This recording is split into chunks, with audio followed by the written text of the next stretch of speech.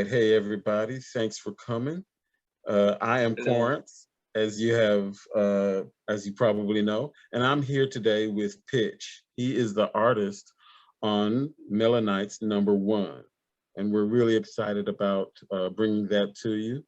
And so, how you doing today, Pitch? I'm doing fine, thank you. Good, good. So we thought we'd just spend a little time with Pitch here, get see if we could get to know him a little bit. So, Pitch, how did you get started in comics in general? Okay, I started comics at very young. Like that was what I wanted to do right from primary school days. We call it primary school in Hmm. Nigeria. So that's what I wanted to do. Like I got hold of a comic book. It is an African comic book named Super Striker. So I was not able to afford it at that time, but I had friends that their parents bought comic books for them. So I would take their comic books and, you know, they wouldn't give it to me outright because I was one of the, I don't know, like the ones that don't really talk in class. So they don't really mix with me that well. So once in a while, I just look through the books and um, keep the images in my head. So when I get to my redraw those images, it does not exactly look like it, but growing up and all that. So over time, I developed interest in comic books, and I had like an elderly friend that time. The person was already in higher institution when I was still in the primary school. So she had comic books. So she would just give me some of them and I would read through them, redraw everything that is in the comic book, like from the top to bottom, redraw everything because I found joy in drawing those comic books and I was intrigued by how the artists were able to express the story. Most times I got exposed to comics that didn't have word balloons like these thinking boxes. You get mostly it was just the conversations.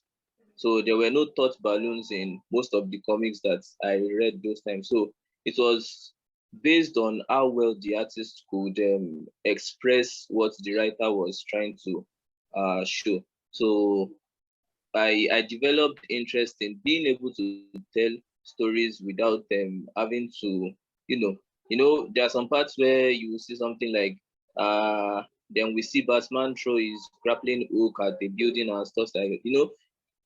An artist like Jim Lee will be able to show it without you actually explaining that that's what he's doing. So I was interested in stuff like that. So I wanted to be able to tell stories with art, like Hmm.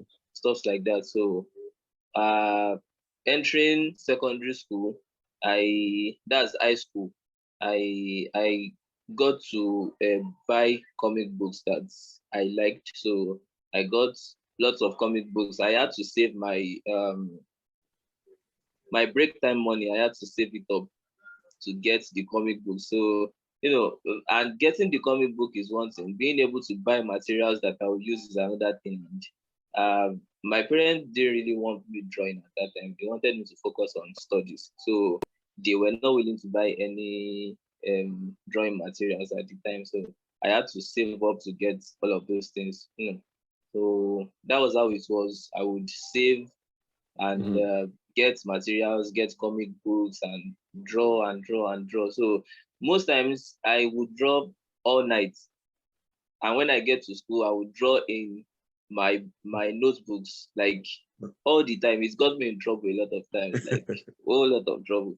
So all those whiles I had not started reading textbooks or watching tutorials or any of that because I didn't have access to them. So uh, at a point in time, I realized that okay, I need to take this more seriously. So I Hmm. saved up for a smartphone. Then I started watching YouTube tutorials. I downloaded lots of textbooks, camera angle textbooks, gesture textbooks, figure dynamics, all of those. So I read through all of those textbooks and I watched. tons of tutorials, tons of tutorials. So, and uh, over time, well, I will not say that much of hard work because it was something I was interested in. So it didn't really feel like work. It felt more like having fun while doing it. So, you know, Yeah. I didn't start professionally until 2019. So Okay. all through the previous years, it was just out of the love of comic arts that I was That's doing all awesome. those studies, because up until 2019, I didn't see it as a career. I just saw it as something I love and I want to keep doing. It was later that I realized that, okay, I think this is something that I can make a career out of. Then it says, okay, uh, what will it take for me to be able to take this up as a career? I need to take Mhm. things more, I need to approach things with more of professionalism rather than what I love. Because at that time, I can take 2 weeks to draw a cover, and that would not work in a professional setting. So I needed to put more time in, more focus, apply more understanding to the things that I am doing, and generally see things a bit differently from how I have been seeing it, in order to be able to, Mhm. match up to the standard of professionalism. So Cool. yeah, That is that's fascinating. That's a fascinating story. Thank you for sharing that with us, Pitch. I So I tell you appreciate what, the opportunity. we'll end it there for right now. But I am fascinated from what I've heard. So when we come back to you, what I want to talk about is some of the comics that influenced you most. You've mentioned a few of them already, and also we'll talk about some of your first comics that you um, produced. So I want Oh, to just thank you for this time, Pitch. Thanks for taking the time out of your busy day. I know you got a lot to do. And so anything you want to say to the people before we go?